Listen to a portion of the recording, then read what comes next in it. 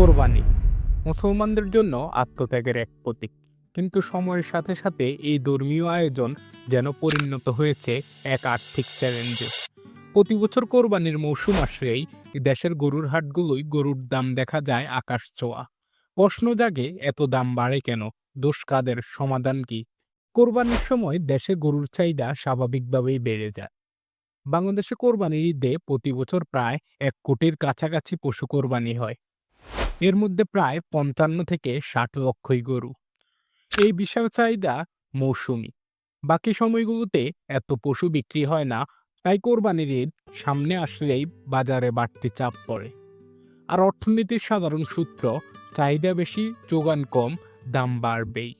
অনেকেই ভাবেন খামারিরা কোরবানির গরু বিক্রি করে রাতারাতি বড়লোক হয়ে যায়, কিন্তু বাস্তবতা ভিন্ন।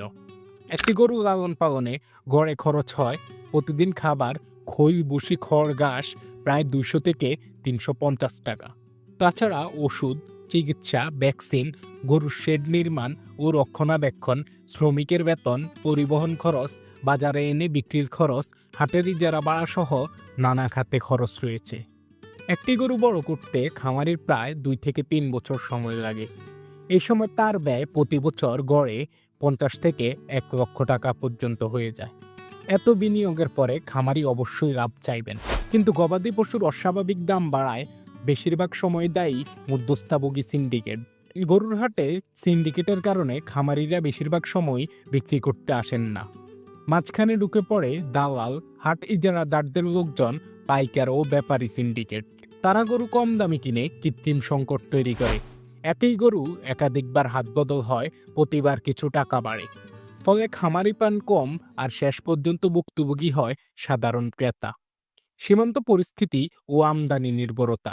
বছরের পর বছর বাংলাদেশ ভারত থেকে আসা গরুর উপর নির্ভর করে আসছিল, কিন্তু সাম্প্রতিক বছরগুলোতে ভারত গরু রপ্তানিতে কড়াকড়ি আনায় বাজারে চাপ পড়ে। 2023 ও 2024 সালে সীমান্তে নজরদারি বেড়ে যাওয়ায় গরু কম আসতে শুরু করে। ফলে অভ্যন্তরীণ চাহিদা মেটাতে স্থানীয় গরুর উপর চাপ পড়ে এবং দাম বাড়ে। একদিকে খামারি তার লাভের জন্য বেশি দাম চায়, অন্যদিকে আমদানি কম, তাই বাজারে দাম নিয়ন্ত্রণে থাকে না। শহরে এখন দেখানোর কোরবানি অনেক জায়গায় সামাজিক বাস্তবতা হয়ে উঠেছে। বড় গরু মানেই যেন বড় আত্মত্যাগ। এই মানসিকতা গরুর সাইজ ভিত্তিক প্রতিযোগিতা তৈরি করে। ক্রেতারা বড় গরুর পেছনে বেশি টাকা ঢালে, আর এই অতিরিক্ত চাহিদা দাম বাড়ায়। অনেকে আবার মধ্যবিত্ত হয়েও দেখাতে হবে ভেবে বেশি দাম দিয়ে গরু কিনে, ফলে বাজারে অসুস্থকর প্রতিযোগিতা হয়ে ওঠে। হাটে গরু ঢুকলেই দিতে হয় ভর্তুকি ও চাঁদা, খামারির অতিরিক্ত খরচ ও ভোক্তাদের দুর্ভোগ। পরিবহন খরচ, বিশেষ করে দূরগ্রাম থেকে যারা শহরে গরু নেয় তাদের বিশাল একটা পরিবহন ভাড়া দিতে হয়। এমনকি যারা গ্রাম থেকে যায় তাদের থাকা খাওয়ার জন্য বিশাল একটা অঙ্ক খরচ হয়।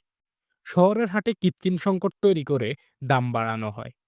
সবশেষে ভোক্তা হয় বিপর্যস্ত, কোরবানির আত্মত্যাগের অনুভূতি হারিয়ে টাকার লড়াইয়ে আটকে যায় সবাই। কিন্তু এই সমস্যার সমাধান কোথায়? কোরবানির গরুর দাম স্বাভাবিক রাখতে দরকার সিন্ডিকেট ভাঙতে প্রশাসনিক কঠোরতা, খামারিদের সরাসরি অনলাইন ও শহরে বাজারে বিক্রির সুযোগ, আঞ্চলিক পশুহাটকে শক্তিশালী করা যেন শহরে অতিরিক্ত চাপ না পড়ে, গরুর খাদ্য, চিকিৎসা ও খামারি সাপোর্টে ভর্তুকি বা প্রণোদনা দেওয়া। ভোক্তাকেও সচেতন হতে হবে, যেন দেখানোর কোরবানি নয়, বরং বাস্তবতা অনুযায়ী কোরবানি দিতে হবে। কোরবানি হলো আত্মত্যাগের প্রতীক। এই উৎসব যেন অর্থের প্রতিযোগিতা হয়ে না পড়ে, চাই ন্যায়সঙ্গত বাজার, সম্মানজনক দামে পশু বিক্রি এবং সবার জন্য সহজলভ্য কোরবানি।